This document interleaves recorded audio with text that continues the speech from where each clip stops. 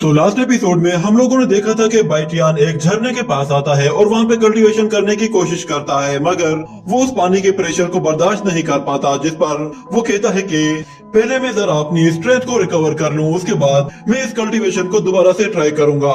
ये कहने के बाद वो वहीं पे ही बैठ जाता है और कल्टीवेशन स्टार्ट करता है, जिसके बाद हमें दिखाया जाता है कि उसकी बॉडी में स्पिरिचुअल वेंट्स बहुत ही तेजी के साथ एक्टिव होना शुरू हो जाती है।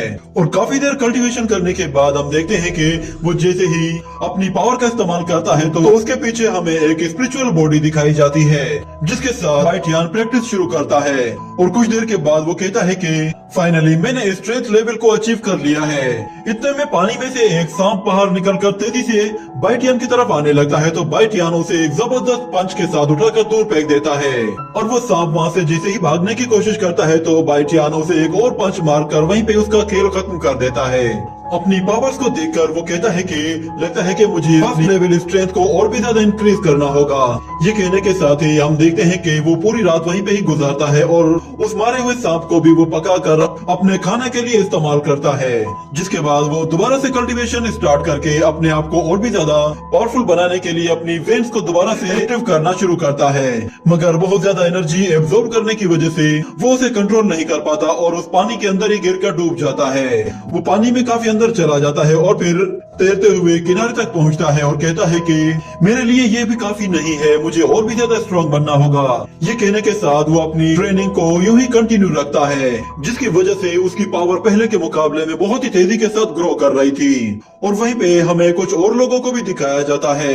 वो लोग भी उसी तरफ आ रहे थे जहाँ पे बाइटियान था। इस तरफ बाइटियान ने अपनी कल्टीवेशन को कंप्लीट कर लिया था और अब वो अपने घर जाने की तैयारी करता है, मगर रास्ते में वो तीन लोग उसके सामने आ जाते हैं। उनमें से एक बूढ़ा आदमी काफी बीमार होता है, जिसे लड़की का सहारा लेकर चलना पड़ रहा था। और बाइटियान जब उनके पास से गुजरता है तो वो उन्हें देखते ही पहचान जाता है कि ये लोग तो एल्केमिस्ट हैं। उन लोगों ने अपने गले में एक जेड स्टोन लटकाया हुआ होता है। ये जेड स्टोन रेनुअल पिल बनाने के लिए सबसे खास इंग्रेडिएंट होता है। और वो अपनी सिस्टर के बारे में कहता है कि इसकी मदद से मैं उसकी मार्शल आर्ट पावर्स को दोबारा से एक्टिव कर सकता हूँ। जिसके बाद वो ओल्ड मैन बाइटियन की तरफ पलट कर देखता है और उससे कहता है कि सुनो दोस्त, क्या तुम यहीं के रहने वाले हो? तो बाइटियन कहता है कि हाँ। जिस पर वो ओल्ड मैन उससे पूछता है क्या तुम इस माउंटेन को अच्छे तरीके से जानते हो? तो बाइटियन कहता है कि हाँ, मैं यहाँ की हर एक चीज के बारे में जानता हूँ। जिस पर वो ओल्ड मैन उससे पूछता है क्या तुम मुझे बता सकते हो कि ब्लड जेड जिनसिंग किस जगह उगती है? ये नाम बाइटियन को कुछ सुना सुना सा लगता है और वो कहता है कि अच्छा, तो तुम लोग ब्लड जिनसिंग की बात कर रहे हो।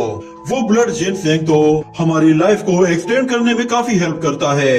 जिस पर वो ओल्ड मैन कहता है कि लगता है कि शायद तुम उसके बारे में जानते हो, मगर बाइटियन उससे कहता है अगर वो जिनसिंग तुम्हें मिल भी जाए तो भी तुम्हारे किसी काम का नहीं है, क्योंकि उसे खाने के बावजूद भी तुम 1 महीने से ज्यादा जिंदा नहीं रह पाओगे। ये बात उस लड़की को बहुत बुरी लगती है और वो कहती है कि तुम्हारी हिम्मत कैसे हुई ये कहने की। ये कहने के साथ ही वो उस पे एक के बाद एक अटैक करना शुरू कर देती है, जिस पर बाइटियन उसके अटैक को ब्लॉक करके उसे पीछे धकेल देता है।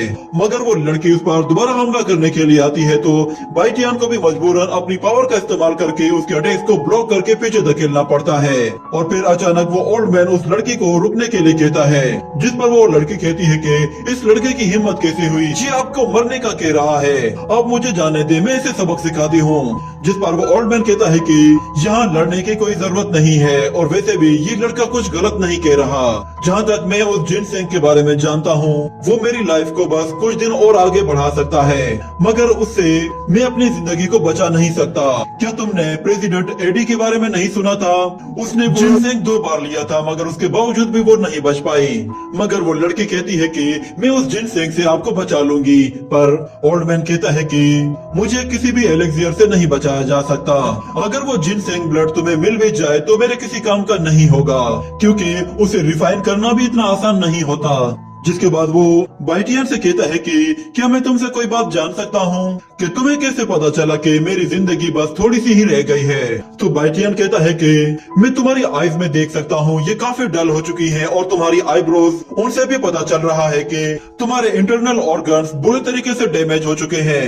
और अगर मेरा अंदाजा गलत नहीं है तो मुझे लगता है कि शायद ये सब कुछ किसी बैकलैश साइक्लोन की वजह से हुआ है। बाइटियन की नॉलेज पर वो ओल्ड मैन भी काफी हैरान होता है और कहता है कि सच में तुम तो काफी कमाल के हो, पहली नजर में ही तुमने इतना कुछ पता लगा लिया। और फिर वो लड़की बाइटियन से कहती है कि क्या तुम्हारे पास मेरे ग्रैंडफादर को बचाने का कोई रास्ता है, क्योंकि हम लोग नहीं जानते कि उन्हें किस तरह ठीक किया जाए। तो बाइटियन कहता है कि मैं तुम्हारे ग्रैंडपा को बचा सकता हूँ, मगर उसके लिए मुझे एक रिकवरी पिल बनानी होगी। अगर वो पिल मैं नहीं बनाऊंगा तो तुम्हारे ग्रैंडपा के लिए बचने का कोई भी चांस नहीं है। तो वो ओल्ड मैन कहता है कि वो एलेक्सियर तो एक मिड लेवल का मिस्टीरियस एलेक्सियर है, क्या तुम्हारे लिए उसे रिफाइन करना इतना आसान है? तो बाइटियन उससे कहता है मेरी बात सुनो, तुम वैसे ही काफी लंबी जिंदगी जी चुके हो, पर लगता है कि शायद तुम अभी भी इससे सेटिस्फाइड नहीं हो। ये सुनकर वो ओल्ड मैन कहता है मैं एक मोर्टल की तरह नहीं मरना चाहता, और मेरे पास खोने के लिए भी बहुत कुछ है। मैं एक डिसेंडेंट फैमिली से हूँ, और मैंने तो अभी इस पूरी दुनिया को सही से देखा भी नहीं है। ये सुनकर वो लड़की बाइटियन से कहती है तुम्हारे पास कोई तो इसका हल होगा। तो बाइटियन कहता है कि मेरे लिए वो पिल बनाना कोई बड़ा मसला नहीं है, अगर तुम्हारे पास एक मेडिसिनल मटेरियल मौजूद है तो मैं उसकी मदद से एलेक्सियर बनाने की कोशिश कर सकता हूँ। ये सुनकर वो ओल्ड मैन कहता है कि जरा एक मिनट रुको, क्या तुम कोई एल्केमिस्ट हो? और मुझे ये भी नहीं मालूम कि तुम कितने % श्योर हो कि तुम वो मेडिसिन बना लोगे। तो बाइटियन कहता है कि उसके बनने के चांसेस तो कम है, पर मैं कोशिश करूंगा। ये सुनकर ओल्ड मैन कहता है कि ये लड़का बहुत ही खास है, मुझे इसके अंदर से बहुत ही अजीब सी फीलिंग्स आ रही हैं। वो अपनी पॉकेट से मेडिसिनल मटेरियल बाहर निकालता है और बाइटियन को देते हुए कहता है कि अगर तुम मेरे लिए वो एलेक्सियर बना दोगे तो मैं तुम्हारी जिंदगी एहसान नहीं भूलूंगा। तो बाइटियन उससे कहता है एलेक्सियर बनाने से पहले मेरी 2 शर्तें हैं। तो ओल्ड मैन कहता है कि हाँ जरूर, क्यों नहीं, तुम अपनी शर्त बताओ, अगर मेरे बस में होगी तो मैं उसे जरूर पूरा करूंगा।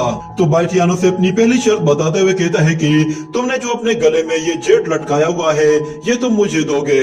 ये कहने की ही देर थी कि वो ओल्ड मैन उस जेड स्टोन को उतार कर उसे देते हुए कहता है कि चाहे तुम उस एलेक्सियर को बनाने में फेल हो जाओ या पास हो जाओ, ये तो मैं तुम्हें वैसे ही गिफ्ट के तौर पे दे रहा हूँ, क्योंकि तुम बहुत ही अच्छे लड़के हो। तो बाइटियन वो स्टोन ले लेता है और कहता है कि मेरी सेकंड कंडीशन ये है कि अगर मैंने इस मेडिसिनल मटेरियल से 1 से ज्यादा पिल्स बनाई तो वो एक्स्ट्रा पिल्स मेरी होगी। ये सुनकर वो ओल्ड मैन कहता है कि इस थोड़े से मटेरियल के साथ तुम क्या 2 पिल्स बनाने वाले हो? तो बाइटियन कहता है कि अगर बाकी लोग इतनी पिल्स नहीं बना सकते तो इसका मतलब ये नहीं कि मैं भी नहीं बना सकता। तो वो ओल्ड मैन कहता है ऐसी बात है तो फिर ठीक है, अब मैं सब कुछ तुम पे छोड़ता हूँ। जिसके बाद बाइटियन उस लड़की से कहता है कि कोई भी एलेक्सियर बनाने के लिए सबसे जरूरी चीज होती है आग, क्या तुम उसके लिए कोई अरेंजमेंट कर सकती हो? तो वो लड़की कहती है कि जितने भी मार्शल एल्केमिस्ट हैं वो पैदाइशी फायर फ्लेम एल्केमी स्किल्स के साथ पैदा होते हैं, और उस फायर को कंट्रोल करना तो उनके लिए बिल्कुल बेसिक सी चीज होती है, और मैं इस वक्त बाई यांग ट्रू फायर को भी कंट्रोल कर सकती हूँ। ये सुनकर बाइटियन कहता है ऐसी बात है तो फिर ठीक है, हम तुम्हारी ट्रू फायर का इस्तेमाल करेंगे। ये कहने के साथ ही ये एपिसोड यहीं पे ही एंड हो जाता है।